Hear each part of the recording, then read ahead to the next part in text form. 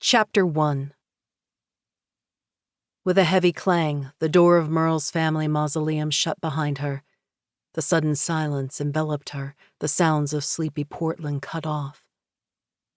It was only Merle now, standing among the lingering energy of her forebears in the witching hour of the night, armed with nothing but her craft and a healthy dose of despair, enough to unbind a Bluotezer demon from the shadows. Her flashlight's beam ghosted over the walls and stopped involuntarily on one of the shelved stone coffins. Rhun Merle MacKenna, 1935 through 2007. The letters seemed to scowl at her, full of disapproval for the transgression she was about to commit. Her power buzzed in reaction to the residual magic drenching the air, still so strong even years after the witch's passing. She gritted her teeth and averted her eyes from her grandmother's name on the marble plaque. "I don't have a choice," her whisper echoed in the dark of the tomb, thrown back at her along with silent reproach. "Am I supposed to just let her die?" Of course, there was no answer. The remains of her grandmother's energy were strong enough to glower at her, but naturally didn't offer any help. The thought of unleashing a blood-eater demon tightened her chest, sucked all warmth out of her. With doubt weighing on her shoulders, she paused. The power of her ancestors sizzled over her skin, pressed down on her. What if they were right? What if this was too dangerous? Maybe she should just, unbidden, a flash of memory tore through her. Lips curved at the dirty joke Merle had just told, Maeve stole a Skittle out of the bag lying between them and threw it at Merle. "You're so bad," she said around a giggle, her eyes the color of fire and smoke, bright in a face dotted with freckles, framed by ginger hair so like Merle's. Heart laughing at the unusual display of boldness from her baby sister, Merle hugged her tight. "Made you smile, though, didn't it?" A smile she'd never see again if she gave up now. Either she took the risk of unbinding this demon, or soon she'd watch another stone coffin being added to this tomb. The memory of laying to rest here the mortal remains of her mom, her oldest sister, and later her grandmother were still vivid in her mind, the loss and aching wound in her heart. Losing Maeve, too, would do more than tear that wound wider. It would rip a gorge through her soul, its size immeasurable. Throat raw at this thought, she crushed all doubt and set to work. She placed the flashlight upright in a corner, its cone of light touching the vaulted ceiling.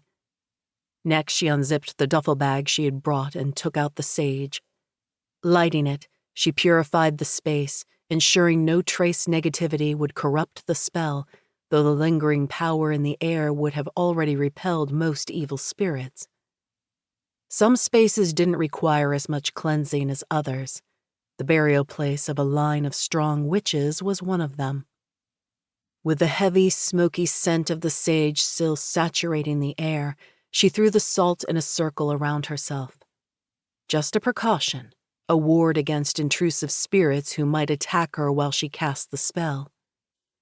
After taking out 5 candles, setting them down at the protective points on the circle and lighting them, she sat down cross-legged on the stone floor, placed her family's grimoire in her lap. The thick tome's leather binding was soft underneath her fingers as she opened it to the section that would guide her through the process. It wasn't much. Only 1 page of information to bind or unbind a demon from the shadows, but it would have to do.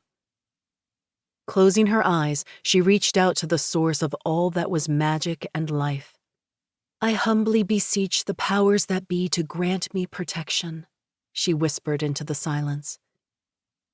There was no guarantee they'd comply, as they were fickle, untamed, like the magic which was worked into the world. It was a witch's greatest hubris and most fatal mistake to think to ever fully control it. A mistake she wasn't inclined to make. She'd always been cautious with the powers she tapped, her grandmother's words of warning forever etched in her mind. For every spell you cast, there is a loophole to undo it, hidden from your knowledge. She released her pent-up breath, opened her eyes, and began the ritual. Her words would summon the Bluotetzer demon from the forefront of the shadows, close enough to hear, to listen, and to speak, but still bound and powerless. She would talk to the spirit first, gauge whether it was reasonable. Would the creature be willing to cooperate? Not for the first time, she wondered about her grandmother's reasons for binding the demon in the magical equivalent of hell with a spell so powerful only one of her direct bloodline could undo it. Without a doubt, it hadn't been for a speeding ticket. No, it must have been to make the demon atone for taking an innocent life, presumably even more than one.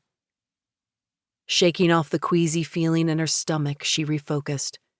Whatever it was the creature had done, it didn't matter right now, nor would it matter in the future as long as she kept the demon under control and made sure to bind it again once Maeve was free. "By the magic of my line," she intoned, "with the power passed unto me, I call upon the shadows to obey my commands." The air grew thicker, humid and pressing as if auguring a storm.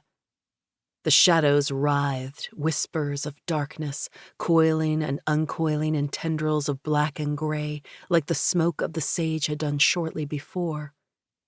Only this smoke, it lived. The active power in the air stirred the residual magic of her forebears, which hummed in response. "Bring forth the Bluotetzer demon bound by Rhun, daughter of Ethel, of the MacKenna family." Her ancestors' energy coalesced and filled her head with their droning until her temples throbbed. The air became thicker still. The whisper of the shadows echoed in the dark corners of the tomb. Then, silence. "Speak." Her breath caught. Her heart raced. The voice had been in her mind, masculine, deep, and reverberating in places of her body it had no business sneaking into. Forcing herself to breathe slowly, she checked and strengthened her mental shields and tapped into the core of her power. No way was she going to let a demon rattle her like an untrained novice witch. Her magic might not be as strong as her grandmother's, but she could handle this. Even if it was the first time she encountered a demon. "Who are you?" That voice again, deep and resonant, danger wrapped in velvet. It stroked along her senses, testing her shields. A shiver ran down her spine as she felt his touch against her mental defenses, a hot brush of darkness. With a surge of power, she hid the anxiety in her aura, projecting only calm confidence that she had the means to control him. She wouldn't show any weakness, not now, not toward him. "I am Merle," she said, her voice steady, "daughter of Emily, head of the MacKenna line. It was my grandmother Rhun who bound you." Her senses sharpened, focused as she felt the presence behind the voice move. He edged closer to the veil between the worlds, hovering on the brink of the shadows. "Merle." The way he spoke her name, a purr rubbing against her very core. "I remember you."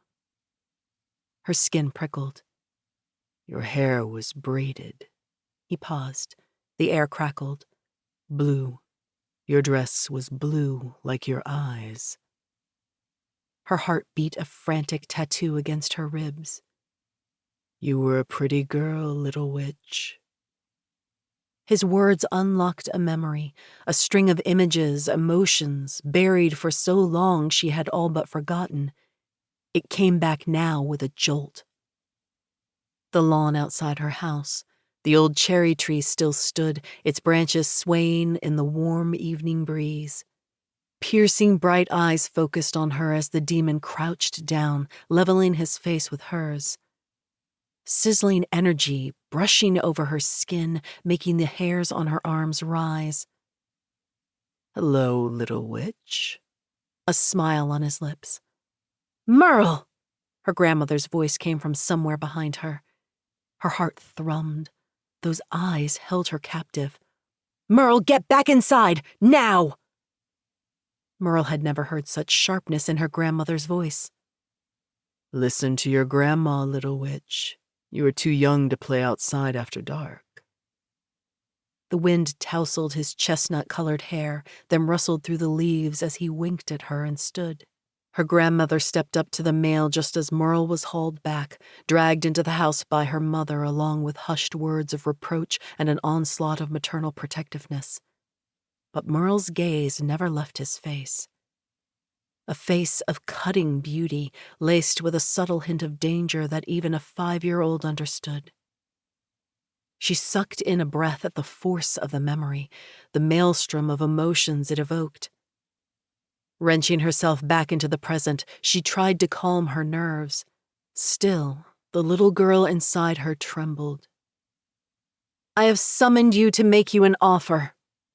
She sounded so much stronger than she felt. A tight silence followed. You need my help. His voice dripped with smugness. She bit back a caustic response. Antagonizing him at this point would not be clever. Yes, she said instead. I need you to find my sister Maeve. Maeve? The little chatty one? She was about to correct him when it hit her. He'd been bound in the shadows when Merle was about 6. He'd only known her sister Maeve before the incident that had ripped a gaping hole in the family and stifled Maeve's spirit, rendering her a mere shadow of the lively girl she used to be. She swallowed, heart pounding as she pushed the memory away before it could truly surface. Yes, she's been taken by one of your kind, and I need your help to locate him. She had tried to hunt him down herself, but his species was rare and impossible to find by means of magic. Her power was still bruised from the rituals she'd carried out, her mind exhausted from the feverish chase for a way to find Maeve. The locator spell had failed. Her elders had turned her away. This was her last chance. Only another Blue Otezer demon could sense the abductor's presence, track him down. How long has he had her? Almost 2 days. Then she's most likely dead already. Spoken with calm indifference. No, I can still feel her. When her mom and her sister Moira had died, and later as her grandmother had passed away, her connection to them severed. The link to Maeve remained intact. It pulsed within her, a constant reminder of what she was about to lose. If only the link were strong enough to trace, she wouldn't need to do this. I will unbind you from the shadow so you can search for the one holding her captive, she said, steel in her voice. But you will be bound to me, and I can find you no matter where you run. You will cooperate with me, and you will not step out of line. If you spill innocent blood, I will make you suffer for it. His presence darkened, menacing, and pressed against the veil keeping him on the other side. Then, with a flicker of his energy, he softened and brushed along her mind. What do I get in return, little witch? She bristled and pushed back the sensuous caress of his words, ignoring the rush of heat centering between her thighs. Traitorous body. She would not purr back. You can taste life again, she said, struggling to keep her voice even. You can breathe, drink, move, see the world. You've been in the shadows for 20 years? I'm sure you'd like a break from darkness, inertia, and hunger, wouldn't you? A touch of his presence on her mind, a gentle teasing. I'll help you if you vow to release me completely afterwards. You know I can't grant you that without my elder's consent, she said through gritted teeth. No matter what, she couldn't fully unbind him. If he fell into bloodlust and went on a rampage, Merle would have to answer for every innocent life he took. And the powers that be kept score mercilessly. This is your chance for a taste of freedom, and it will be all I can give you. Take it or leave it." Ponderous silence filled the tomb. The pause was long enough to make her stomach tighten, to turn her breathing into forced, shallow gasps. What if he said no? Gods, part of her wished for that. Then she could go home, safe, her conscience free of guilt. And Maeve would die. The thought sucker-punched her right in the gut, painful enough to erase any worry about unbinding a demon from the shadows. Chest tightening, she straightened her spine. She could do this. "Will you feed me?" His voice was vibrant with sensuality, and her heartbeat kicked up a notch. "Yes," she ground out, unbidden and very inappropriate tingles of excitement running over her skin. She could feel his amusement filling the small silence that followed. "Then we have a deal, little witch of mine." His endearment wrapped around her soul, stroking, enticing, taking root. She drew a deep breath and reinforced her mental shields to counter the effect his voice had on her. Gods damn it, it was just a voice. "All right," she said quietly, steeling herself. "Ready?" "I am if you are." A twinge of doubt made her falter, the danger she was about to unleash. She clenched her jaw and buried that thought. Not like she had any other options left.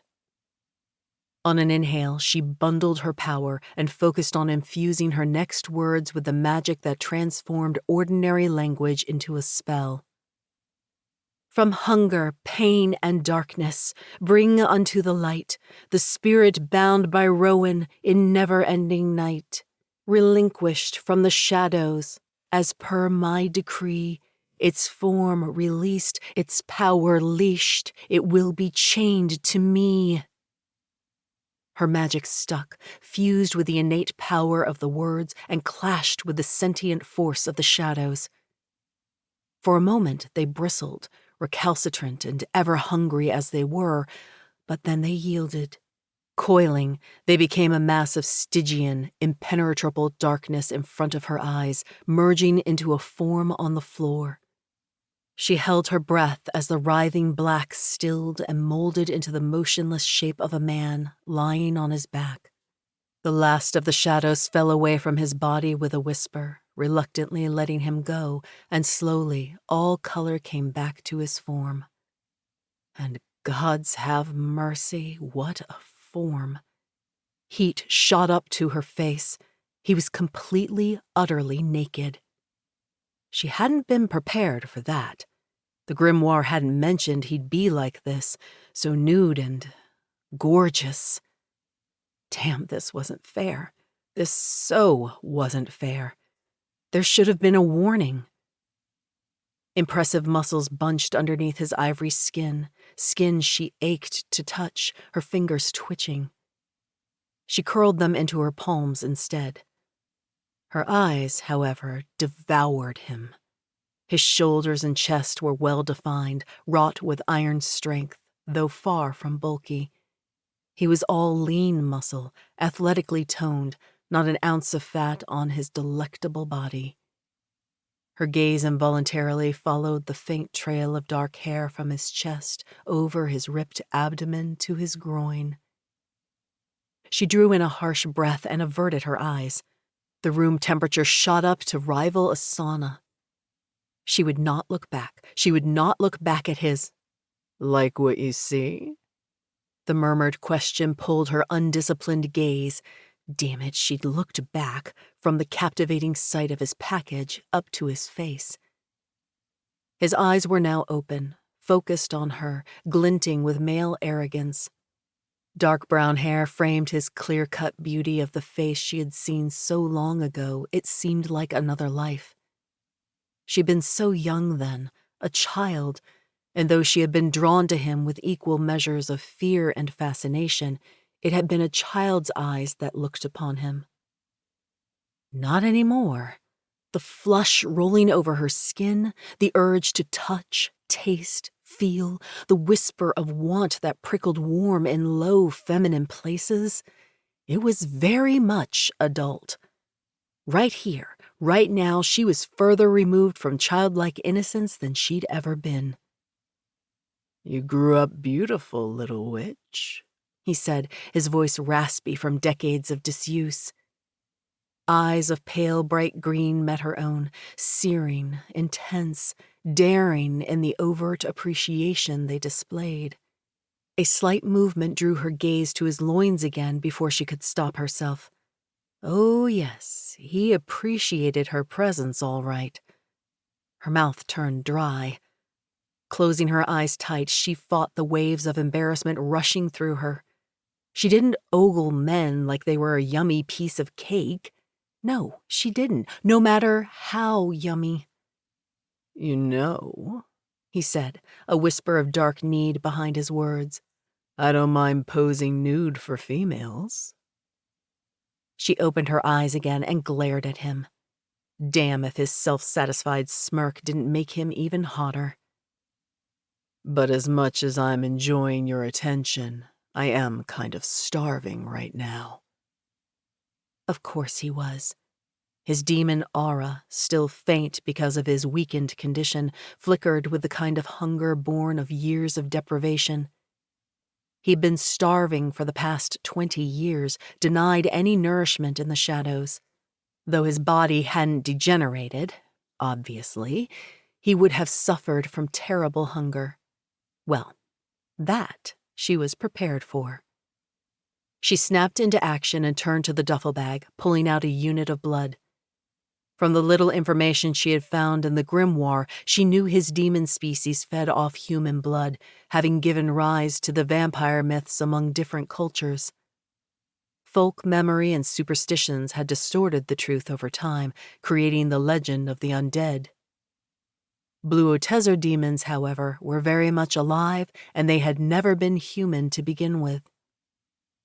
Since she wanted to avoid giving him her blood, the less he took from her, the better, whether it be blood or anything else, she'd gone to the lengths of snatching a unit from the hospital on her way here. Breaking the circle, the salt crunching underneath her shoes, she came forward to crouch next to him and gingerly held the bag up to his mouth. The wicked glint in his eyes barely concealed the desperate hunger lurking underneath as he shook his head slightly. "Merle." His voice was low, rasping, humming over her skin. "You know it has to be fresh." Ah, crap. She hadn't known that, but maybe he was toying with her. He could be making it up for all she knew. Plus, letting him drink her blood was probably exactly what she shouldn't be doing. The way her skin prickled, as if in eager anticipation of his feeding, was a clear warning sign. She couldn't risk losing control. Narrowing her eyes, she shoved the unit back in his face. "You can't have my blood. This will have to do." He snorted, refusing to bite. "Your loss, then." For a moment, they stared at each other. Her hand held the bag to his mouth. His lips remained sealed. It was a play of power, of give and take, she knew that much. And in this round, she'd have to give. She needed his help to find Maeve, and for that, he had to be fed and moving and functional. With a muttered curse, she chucked the blood back into the duffel. "Just so you don't get any ideas," she said with a glare at the demon, "you know that if you kill me, you'll automatically be kicked back into the shadows. Fail-safe measure." The lie tasted bitter on her tongue, the truth a rock in her throat. He narrowed his eyes, and his jaw hardened. For a second, his aura darkened like ink spilled into water. Then, the muscles in his face relaxed, the lines around his mouth smoothing out as his lips curved up. "Don't worry, little witch. I'll be on my best behavior." "You better be, or I swear I'll kick your ass so hard you'll wish the shadows would have never released you." This one wasn't an idle threat. The section on Blue Otezer demons in her grimoire said his species was susceptible to blows of raw power. Her abilities might still be developing, but bursts of undiluted magic she could manage. Now, if only she could convince her jackhammering heart to calm down and believe her. Mental shields steeled against any attack. She pushed up her left sleeve and held her wrist to his mouth. His tongue slipped out and slowly, langoriously licked across the sensitive underside. She gasped and froze at the tingles shooting up her arm and into other, more intimate parts of her body. His pale blue-green eyes glowed as he spoke against her pulse. "Your neck." His fangs grazed her skin. "I want your neck." Her heartbeat sped up even more. No, she shouldn't get all excited by that idea. But running a close second to the panic inside her was a warped sense of arousal, and he could totally tell if the smug flicker in his aura was any indication. "Come here," he murmured, his voice dark velvet over her skin.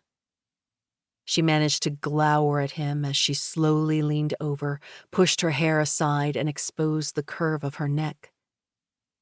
His lips touched her skin. A shiver ran down her spine and her heart fluttered. He inhaled deeply, drawing in her scent with a sigh, a sound so erotic it had her trembling, inching closer to him. Her pulse thrummed against his lips as he kissed her neck, nipped at her skin, and then he bit. A flash of pain, a strangled cry, muted in her throat by the avalanche of sensations washing over her.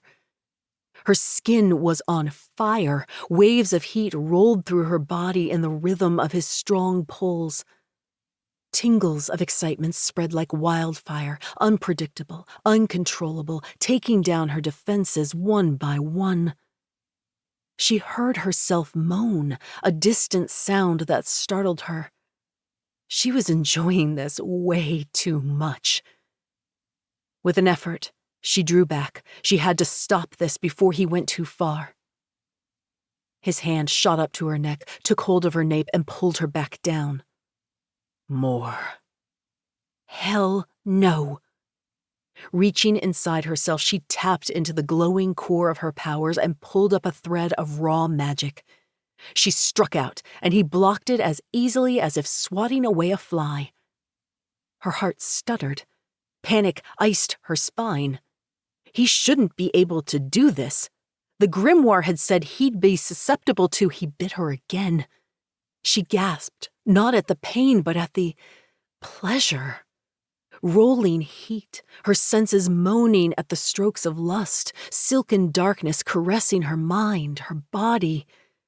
This shouldn't feel this good. The demon's muscles tensed, vibrant with the energy he stole from her. Just like that, he brought her on her back, not breaking contact with her neck. His groan, an erotic sound despite the situation, sent impossible zings of excitement through her. His weight pinning her down, he clutched her with predatory possessiveness. Hot little licks of his tongue brushed over her skin while he sucked harder, igniting more sparks of liquid fire. It ran through her veins, pulsed in time with his pulls. She felt all the way down to the lowest levels of her soul. I don't want it to end. It was this thought that sobered her. She blinked, shook off the haze clouding her brain. He'd gotten to her, had sneakily infiltrated her mind. Mental shields slamming down once more, she lashed out with a flash of white-hot magic. It hit the demon square in the chest. He grunted, released her throat, and reared back. Yes! The trail of aggressive raw magic glowed inside her. She'd have to pay for it later, but it was better than losing her life. Striking the demon again with a measured blast of undiluted power, she shoved at his chest at the same time. It was enough to topple him over. Not enough, however, to knock him out. Snarling, he grabbed her neck and pulled her back down on top of him. His skin was warm, silky and oh so strokable underneath her hands as she sprawled across him and, by the gods, what is wrong with me? She should concentrate on fighting him. Pressing her lips together, she punched him in the throat and rolled off.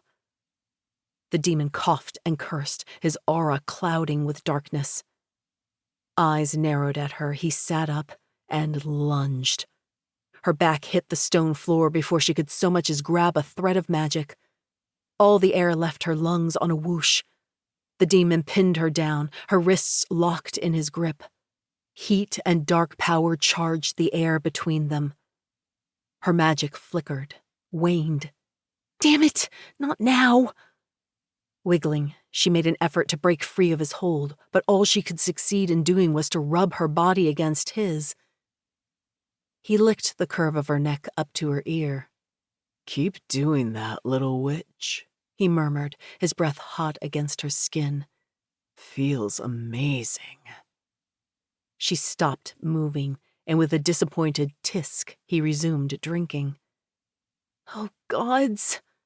She tried to grasp her weakening magic, only to have it slip through her mental fingers. Her body turned to rubber, black bleeding into her vision. He was so much stronger than he should have been. She took a rattling breath. Fail-safe measure. The reminder of how he'd be kicked back into the shadows if he killed her made him pause. He stopped drinking, shifted far enough to pin her with his piercing gaze. "You're bluffing." She was. Not that she would let him see that, though. "Try me," she whispered, infusing her words with as much daring bluff as possible. His thumb gently rubbed her lower lip. "Maybe I will." He gripped her neck and bit again. A cascade of sensations rushed through her, from her neck down to her toes, prickling heat, pulsing pleasure, an ache for more. His lips were hot on her skin, his energy stroking her senses, making her want. No! Drawing in a fortifying breath, she gathered what was left of her strength. She reached deeper than ever before, focused on the brightest spark of magic she could find, and stoked it into a fire. It blazed. More. She nurtured the flames, fanned them higher, until the force of her magic was a glaring inferno inside her. Outward she pushed, against the influence of the demon's dark energy seeping through her shields, and she shoved. Searing white light exploded from her.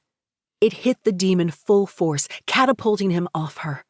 Groaning, he crashed into the opposite corner of the mausoleum and slumped down. She scrambled to her feet, swayed, and steadied herself on the wall. The candles flickered, casting an eerie play of light and shadows in the tomb. Panting, she watched the demon stir. His aura darkened even further as he heaved himself up, his eyes glowing, burning a path through her soul. Yep, he was pissed. Well, so was she, for that matter. Widening her stance, she lifted her chin, ready to meet him head-on. Carefully, she gathered the last of the bruised, exhausted magic inside her, drew it close. It would hurt like hell, but she still had enough to hit him again, and this time she'd knock him out.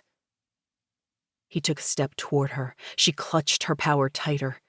It churned, eager to be let loose. His energy sizzled, made the air crack. One more deep breath, and then she'd hurl. She never got the chance. 1 second he stood 9 feet away from her, the next he was right in her face.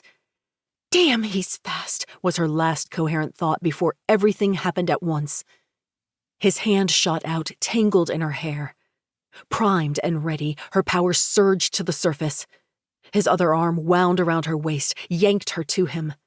And his mouth covered hers in a kiss that had everything grinding to a halt. Her grip on her magic slackened like a taut rope being cut.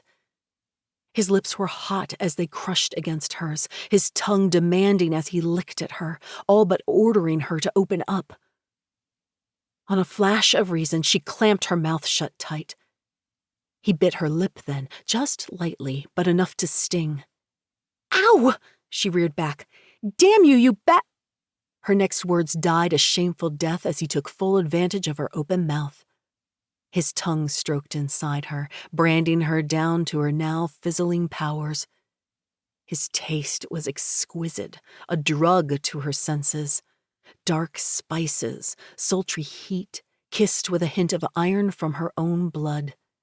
His energy enveloped her while he pulled her closer, pressed her suddenly sensitive breasts against his hard chest. A flood of lust slammed into her.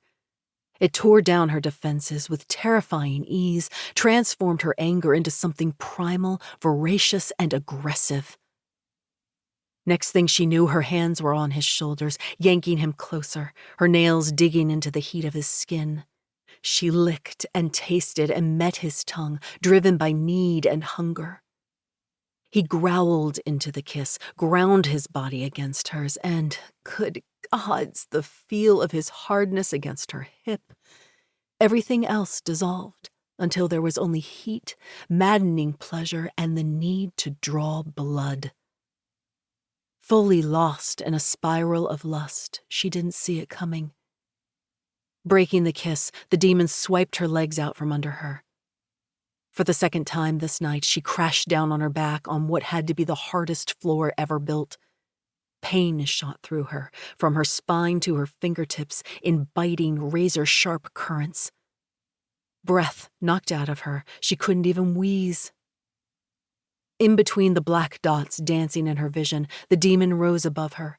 His one hand had cradled the back of her head during her fall and now glided to her throat. He squeezed gently and gave her a taunting smile.